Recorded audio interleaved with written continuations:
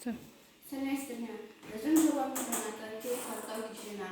Бұл электромобильдердің алыс қашықтыққа жол жүру барысында қуат жетіспеушілік мәселесін шешеді.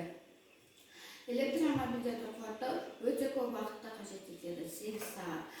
Ең тез әрі жылдам 22 минут уақыт алады. Яғни біздің уақытымыз алтын. Бұл Алматы Өскемен бағыты.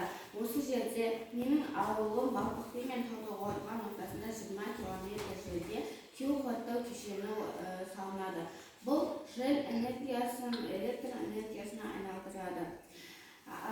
Q аялдама күн энергиясын электр энергиясына айналдырады. Ал бұл қондырғы Көксу өзеніне орнатылады. Судың механикалық энергиясын потенциалдық энергияға айналдырады. Көксу өзенінің видеосы.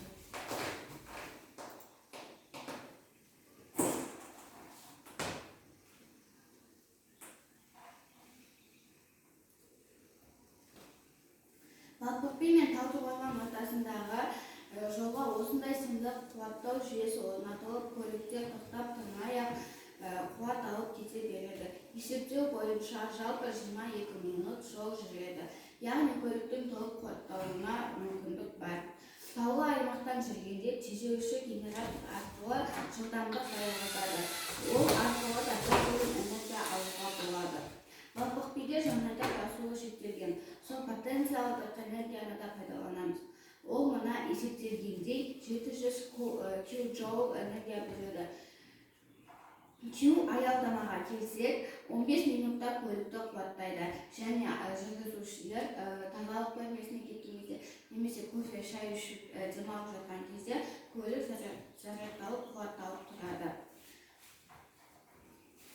Бұл Q-бот жүргізушісіз көлік болып саналады. Ол жолда қуаты таусылған немесе зарядтауды қажет ететін көліктерге ілесіп зарядтайды. Сымсыз қуаттау кофе ресторанның алдына қойылады. Кафе төлем жүйесі бізде тегінен болмайды, карта немесе QR код арқылы.